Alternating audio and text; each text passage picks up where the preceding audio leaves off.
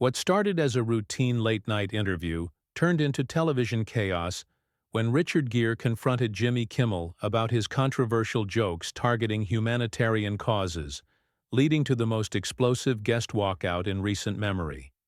The studio audience was settling into their seats for what they expected to be another typical Tuesday night taping of Jimmy Kimmel Live. The usual pre-show energy buzzed through the Hollywood Boulevard theater as cameras rolled and Kimmel delivered his opening monologue with his characteristic smirk. Tonight's guest was supposed to be a safe bet. Richard Gere, the distinguished actor known for his thoughtful demeanor and decades of acclaimed performances. Behind the scenes, however, tension had been building since the afternoon rehearsal.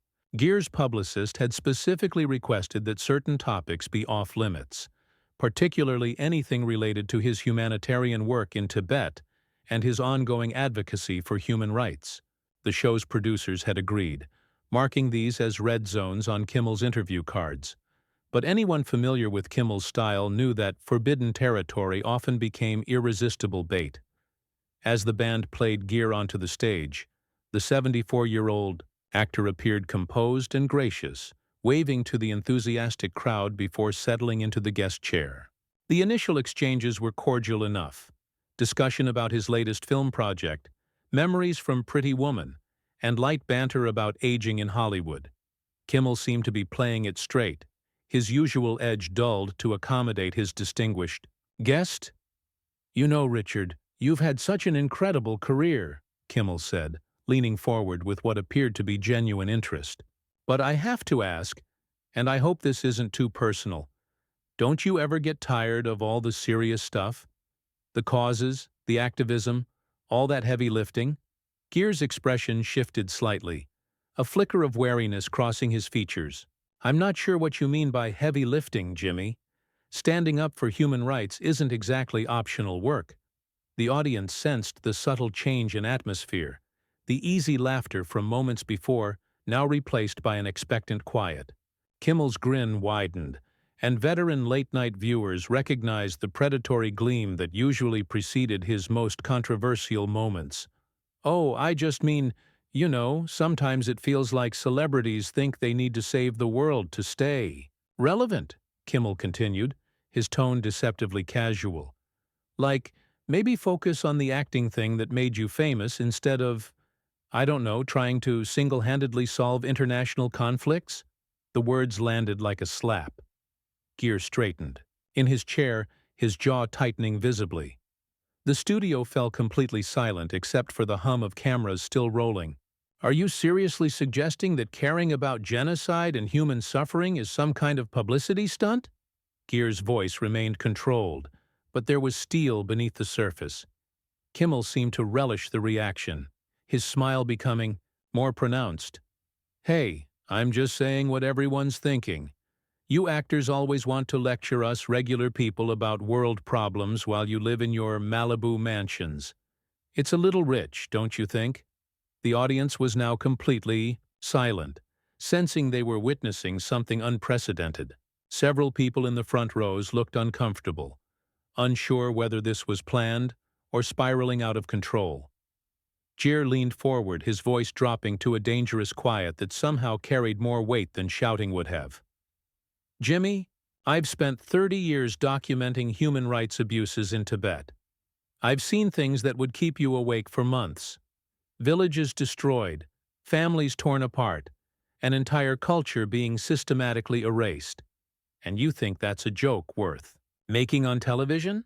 Kimmel's expression flickered for just a moment, perhaps recognizing he had pushed too far, but his ego wouldn't let him back down. "Look, I respect passion, I really do. But maybe save the speeches for your documentary premieres, you know? This is supposed to be entertainment." The words hung in the air like poison gas. Gere's composure, maintained through decades of Hollywood professionalism, finally began to crack.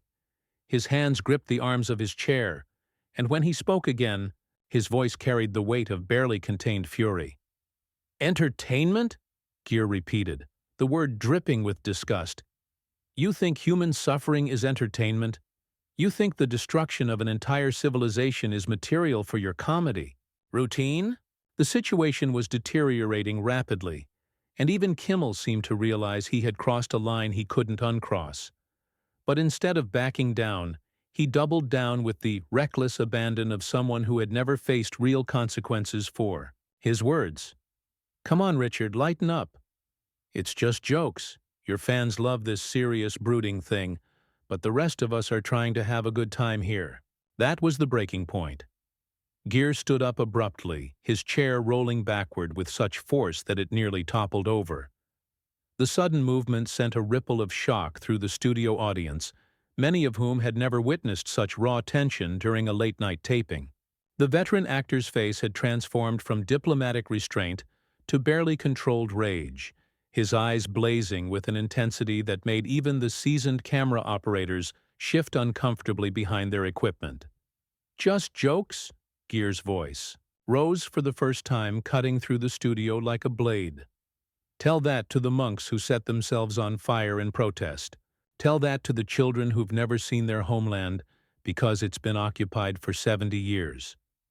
Tell that to the families I've met who whisper their prayers because speaking freely could mean imprisonment or death." Kimmel's cocky demeanor wavered as he realized the full weight of Gere's fury was now focused directly on him. The host's usual arsenal of deflecting humor seemed inadequate against this level of genuine outrage. He attempted to regain control with a nervous laugh that fell flat in the dead silence of the studio. "Richard, please sit down. We're live here and—" "No, I won't sit down," Gere interrupted, his voice gaining strength. "You invited me here, under the pretense of discussing my work, my films, my life. Instead, you've chosen to mock the suffering of an entire people for cheap laughs from your audience. That's not comedy, Jimmy. That's cruelty disguised as entertainment." The production crew exchanged worried glances from the shadows beyond the stage lights.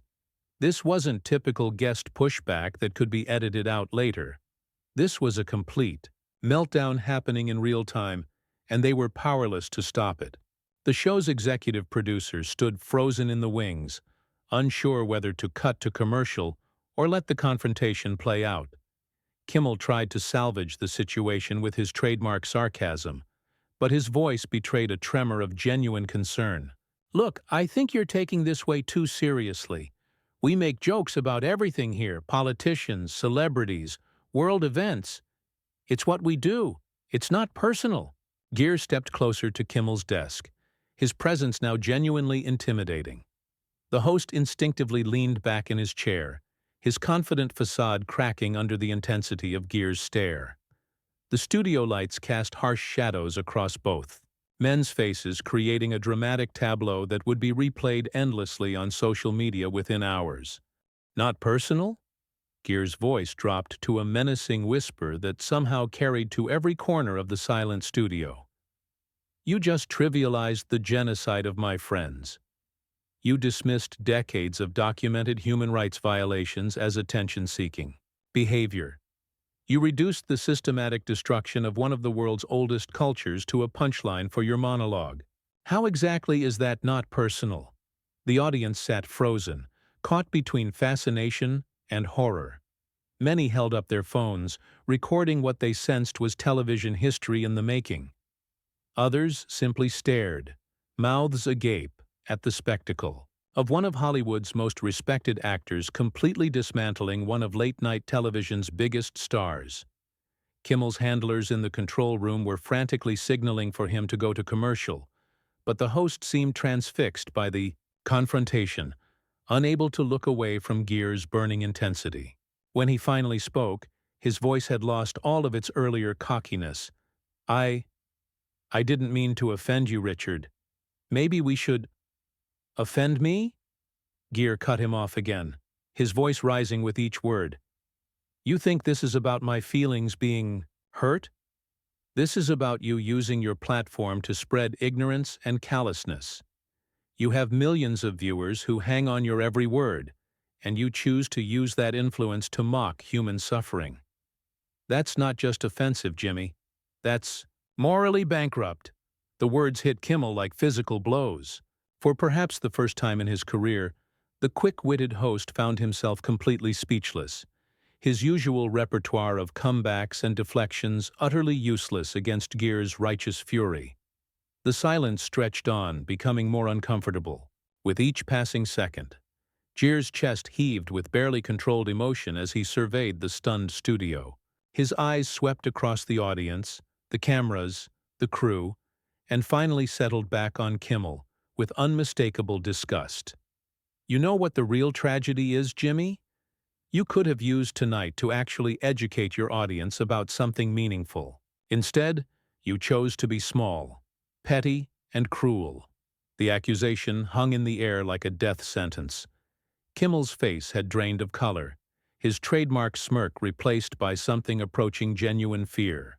He gripped his desk so tightly his knuckles went white, as if the physical anchor could somehow ground him against the hurricane of Gere's moral outrage. "Richard, please," Kimmel stammered, his voice barely above a whisper. Can we start over? Maybe talk about your new film?" Gere let out a bitter laugh that sent chills through the studio. "Start over? You think you can just reset after what you've said? After you've shown your true character to millions of people?" He gestured toward the cameras with contempt. "This is who you really are, Jimmy. Strip away the writers, the carefully crafted jokes, the Hollywood glamour, and this is what's left. A man who thinks human suffering is fodder for entertainment." The studio audience had become completely silent, many visibly uncomfortable with the raw intensity of the confrontation. Several people in the front rows looked as though they wanted to leave, but were too mesmerized by the unfolding drama to move. The usual energy of a live taping had been replaced by something darker, more primal. Kimmel made a desperate attempt to regain control, his media training kicking in as he tried to steer the conversation back to safer ground. "Look, I think there's been a misunderstanding here. I have tremendous respect for the work you do, for all humanitarian efforts. Maybe my delivery was off, but—" "Your delivery?" Gere's voice exploded with renewed fury. "Your delivery was off? You just spent 10 minutes systematically mocking everything I've dedicated my life to, and you think it's a delivery problem?" He slammed his hand down on Kimmel's desk with such force that the host's coffee mug jumped and spilled across his notes. The sharp crack of Gere's palm against the wooden surface echoed through the studio like a gunshot. Several audience members gasped audibly, and one of the cameramen instinctively stepped back, clearly uncomfortable with how volatile the situation had become. Kimmel stared at his ruined notes, coffee dripping onto the floor, and for a moment looked genuinely shaken. When he raised his eyes to meet Gere's, there was something different there. Not quite remorse, but a dawning realization that he had pushed too far and might face real consequences for once in his career. "I apologize. If—" Kimmel began, but Gere cut him off with a savage gesture. "If you apologize?" Gere's voice dropped to a dangerous growl. "There's no if about it, Jimmy. You insulted not just me, but every person who's ever suffered under oppression. You trivialized genocide. You mocked human rights advocacy. And now you want to hide behind conditional apologies?" The control room was in chaos. Producers were screaming conflicting instructions through headsets, some demanding they cut to commercial immediately, others insisting they let the confrontation play out for the ratings gold it represented. The executive producer stood paralyzed, watching his show spiral completely out of control. Gere began pacing behind his chair like a caged animal, his fury building rather than dissipating. "You sit here every night, Jimmy, passing judgment on politicians, celebrities, world leaders. You mock everyone and everything with your smug superiority, hiding behind the excuse that it's just comedy. But when someone calls you out for your cruelty, suddenly you want understanding? Suddenly you want nuance?" Kimmel tried once more to regain his footing, his voice shaking slightly. "Richard, I think you're overreacting. This is a comedy show. People expect—" "Overreacting?" Gere wheeled around to face him directly, his eyes blazing with an intensity that made several crew members take involuntary steps backward. "I've seen villages burned to the ground. I've held the hands of torture survivors. I've documented evidence of cultural genocide that would make you physically sick. And you think my anger at your cavalier dismissal of these realities is an overreaction? The studio had become a pressure cooker, the tension so thick it seemed to have physical weight. Even the seasoned production crew, accustomed to managing difficult celebrity interviews, had never witnessed anything approaching this level of raw confrontation. Gere moved closer to Kimmel's desk again, his presence now genuinely menacing. You want to know what's really pathetic, Jimmy? You had one of the greatest humanitarian crises of our time sitting right across from you, and instead of using the opportunity to shine light on injustice, you chose to make jokes. Instead of education, you chose ignorance. Instead of compassion, you chose cruelty. Kimmel's usual arsenal of deflections and comebacks had completely abandoned him. He sat frozen behind his desk, looking smaller and more vulnerable than his audience had ever seen him. Gere stood over him like an avenging angel, his silver hair catching the studio lights as he delivered what would become the most quoted verbal destruction in late-night television history. You know what separates real men from cowards, Jimmy? Real men use their power to protect the vulnerable. Cowards use it to mock them for entertainment. The words cut through Kimmel like a scalpel. His mouth opened and closed soundlessly. Any pretense of his usual quick wit completely evaporated. The studio audience sat in stunned silence, witnessing the complete psychological dismantling of a man who had built his career on tearing others down. I've spent 3 decades using my platform to give voice to the voiceless, Gere continued, his voice now steady and controlled, which somehow made it even more devastating. You've spent yours punching down at anyone different, anyone vulnerable, anyone who dares to care about something beyond themselves.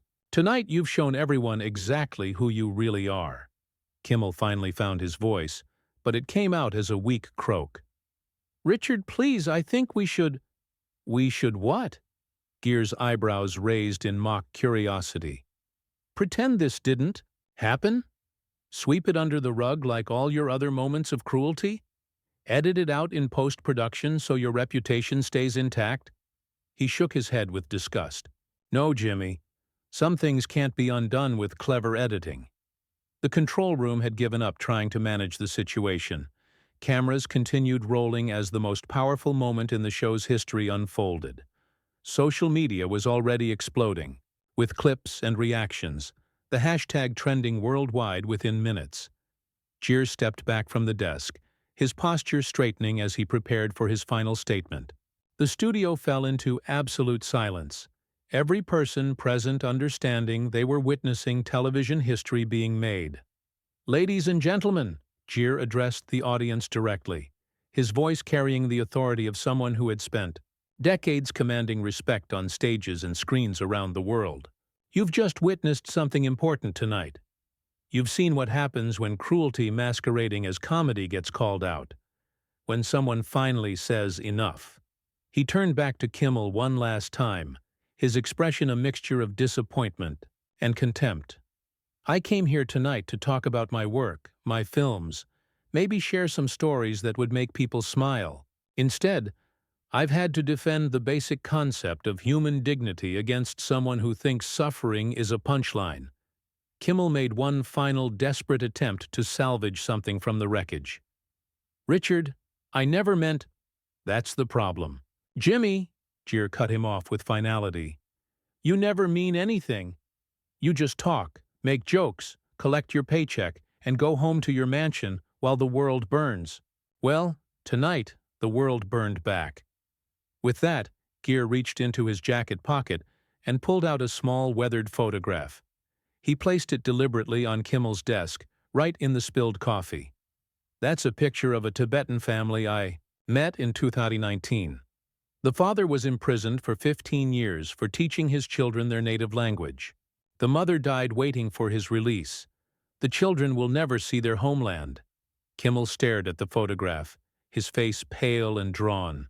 The camera zoomed in, capturing both the image and his stricken expression for millions of viewers. Their story isn't comedy material, Jimmy. Gere said quietly. "It's a reminder that words have power, that platforms like yours carry responsibility, that behind every joke about human suffering are real people with real pain." The silence stretched on for what felt like an eternity.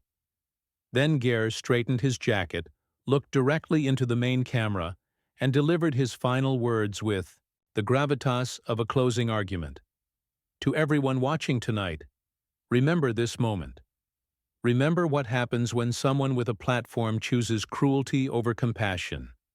And ask yourself what kind of world we're creating when mockery passes, for wit and callousness masquerades as entertainment."